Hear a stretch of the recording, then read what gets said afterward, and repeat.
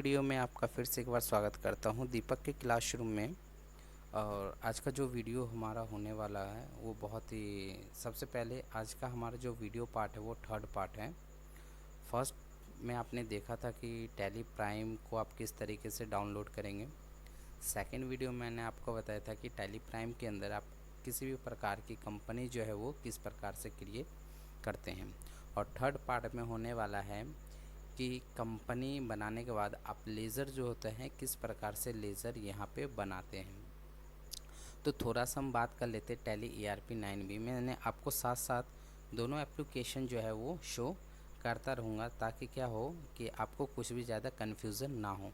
अगर मैं tally ERP9 की बात कर लूँ, जैसे मेरा ऑलरेडी कंपनी बना हुआ है और मुझे लेज़र बनाना होता था तो मैं कहाँ जाता था, अकाउंटिंग वाउचर्स पे जा कर के, और यहाँ डायरेक्टली लेज़र का ऑप्शन आ जाता था।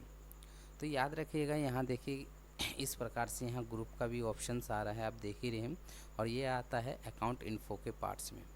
अगर मैं इसी प्रकार से अगर टैली प्राइम की बात करूँ तो यहाँ डायरेक्टली एक क्रिएट का ऑप्शन आ जाता है। ये देख रहे हैं टैली प्राइम के अंदर क्या आ जाता है, डायरेक्टली क्रिएट का ऑप्शन आ जाता है। और जैसे आप क्रिएट करते हैं तो यहाँ आपको जो भी चीज़ें क्रिएट करना है वो सारे आपको एक एक करके आ जाता है।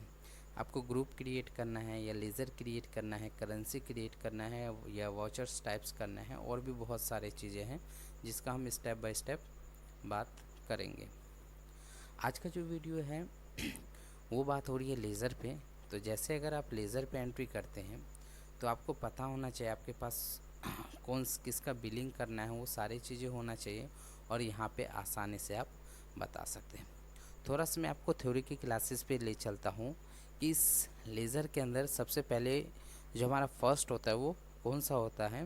तो थोड़ा सा आपको यहाँ पे टाइम देना पड़ेगा, बहुत ही अच्छे से समझाने की कोशिश करूँगा मैं। तो सबसे पहले हम बात करने वाले हैं इसमें अकाउंट्स नोट्स का। देखिए अकाउंट्स नोट्स का मतलब है cash accounts laser will be contain all the cash transaction in your business account, यानी कि इन योर बिजनेस अकाउंट। देखिए हम कोई भी बिज़नेस जो होता है ना वो दो प्रकार से हमेशा करते हैं, या तो हम हमारे पास पैसा होना चाहिए या तो हम किसी से उधार लेते हैं। और अगर हम किसी से उधार लेते हैं ना तो वो पैसा हमारा जो होता है वो क्या कहलाता है, क्रेडिट कहलाता है। क्रेडिट यानी कि उस व्यक्ति से आप पैसा जो है उधार ले रखे होते हैं। आप सब देखते होंगे जो अगर आप ATM से या आपके कोई अकाउंट्स में अगर अमाउंट डलवाता है तो या सैलरी आपकी आती होगी तो आता है ना कि क्रेडिट इन योर अकाउंट में इतना, यानी कि आपको वहाँ से पैसा आ रहा होता है, ना कि आपके यहाँ से जाएगा। तो किसी भी व्यक्ति से अगर हम पैसा उधार लेंगे ना तो वो पैसा हमारे पास आएगा। बेशक है सैलरी हम मेहनत करके आ रहा है वो अलग बात है, लेकिन ये देखिए ना पैसा आने को क्या कहते हैं। अगर आपके पास पैसा आ रहा है तो उसको कहा जाता है क्रेडिट। कैश का हो जाता है आया हुआ पैसा जो आपके पास बच गया है वो आपका कैश हो जाएगा। तो इसी प्रकार से हम बात कर लेते हैं। अगर हम देखेंगे, देखिए एंट्री टाइप कितने प्रकार के होते हैं। तो एक तो जनरल एंट्री हो जाता है। अभी मैं आपको जनरल एंट्री नहीं बता रहा हूँ, अभी मैं आपको लेज़र के बारे में बता रहा हूँ, लेकिन ये आपको पता होना चाहिए। और फिर आ जाता है, अगर लेज़र की बात करें तो अभी हम इस वीडियो में बनाने वाले कैश का लेज़र बनाएंगे, बैंक का लेज़र बनाएंगे, परचेज़ का लेज़र, सेल, परचेज़ रिटर्न और सेल रिटर्न। अभी हम वहीं पे देखेंगे किसके अंडर और किसके ग्रुप में आता है, जैसे नेम में हम क्या डालेंगे, अंडर किस क्या डालेंगे, वो अभी हम आगे ही बात करेंगे। नेक्स्ट अगर हम स्लाइड पे आ जाते हैं तो यहाँ पे हम देखेंगे अकाउंट्स बुक होता क्या है। जैसे एक मुनीम अपना एक बुक होता है उनके पास, जो मुनीम आप देखे होंगे मूवी में क्या होता है ना, एक मुनीम इधर उधर करता रहता है और उनके पास एक बड़ा सा बुक होता है, किसी का उधारी देना होता है, उसमें से उसका सारा डिटेल होता है। सेम इसी प्रकार से टैली के अंदर भी अकाउंट्स बुक होता है। तो उसमें हम सीखेंगे जर्नल, लेज़र, लेज़र की जितनी भी एंट्री हो रही है वो किस जगह पे हो रहा है, जनरल एंट्री हमारा है वो कौन कौन से जगह है, और जो डेली बेसिस पे जैसे कैश में कितना सामान बिका है, हमारे बैंक से रिलेटेड बैंक में पैसा आया है या गया है, हमने सामान कितना परचेज़ किए हैं, परचेज़ किया हुआ हम सामान कितना बेच रहे हैं, परचेज़ रिटर्न यानी कि जो भी व्यक्ति अगर हम किसी से परचेज़ किए हैं उसमें से कुछ सामान जो होता है वो डिफेक्टिव आ जाता है तो उसको रिटर्न करना, या सेल हमारे ग्राहक ले गया और वो माल हमारे पास रिटर्न आ रहा है, डे बुक के अंदर ये सारे आ जाते हैं। डे बुक यानी कि आप अपना डेली बाय डेली बेसिस पे कितना प्रॉफिट हो रहा है, कितना लॉस हो रहा है, इन सब चीज़ का देख रेख करना। तो बाद बाकी हम आगे के चलते हैं, आगे का जो हमारा क्लासेस है प्रैक्टिकल लेज़र पे, हम वहाँ पे बात करते हैं। आप हमारे चैनल पे अगर फर्स्ट टाइम आए हैं और अभी तक सब्सक्राइब नहीं करके, तो आप हमारे चैनल को लाइक और सब्सक्राइब कीजिए और अपने ग्रुप में इसको शेयर कीजिए ज़्यादा से ज़्यादा। जल्दी हमें टारगेट नहीं रख रहा हूँ, 2000 सब्सक्राइबर हमें इस वीडियोज़ में कंप्लीट करना है विद इन 13 नवंबर तक। तो इसमें सबसे ज़्यादा आप सबका सपोर्ट रहेगा। आप अपने दोस्तों को शेयर कीजिए, लाइक करवाइए, सब्सक्राइब कर दीजिए। बाद बाकी हम प्रैक्टिकल की ओर चलते हैं। तो प्रैक्टिकल पे आ गए हैं, जैसा कि आप देख सकते हैं। तो मैं स्टार्टिंग से एक बार बता देता हूँ, ये जो ऑप्शन आया वो किस तरीके से ऑप्शन आया हुआ है। तो सबसे पहले मैंने आपको बता ही दिया था, आपको क्या करना है, कंपनी को ओपन कर लेना है। और जिसके कंप्यूटर में कंपनी क्रिएट नहीं है, वो क्या करेंगे, टैली को ओपन करके क्रिएट पे जाके और कंपनी को क्रिएट कर सकते हैं।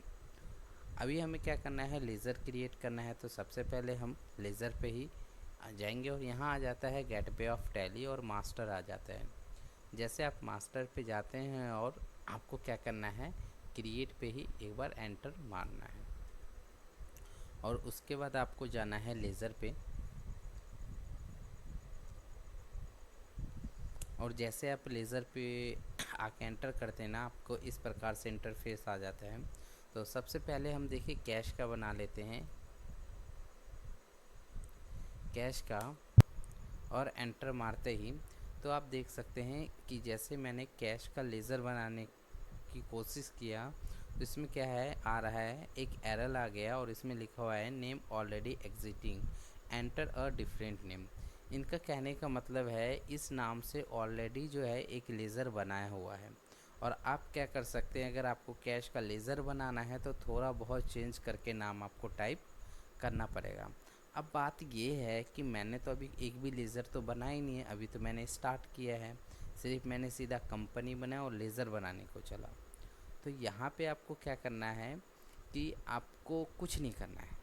यहाँ पे आप कान खोल कर सुन लीजिए, जब भी आप कंपनी क्रिएट करते हैं ना, उसके साथ साथ आपको 2 प्रोडक्ट फ्री मिलते हैं। वो प्रोडक्ट कौन से हैं, एक कैश का प्रोडक्ट है और एक प्रॉफिट एंड लॉस का प्रोडक्ट है। यानी कि कहने का मतलब है कैश का लेज़र और जो प्रॉफिट एंड लॉस का लेज़र आता है वो कंपनी के साथ ही क्रिएट हो जाता है। आपको दोबारा करने की कोई ज़रूरत नहीं है, आप उसको यूज़ आसानी से एंट्री में कर सकते हैं।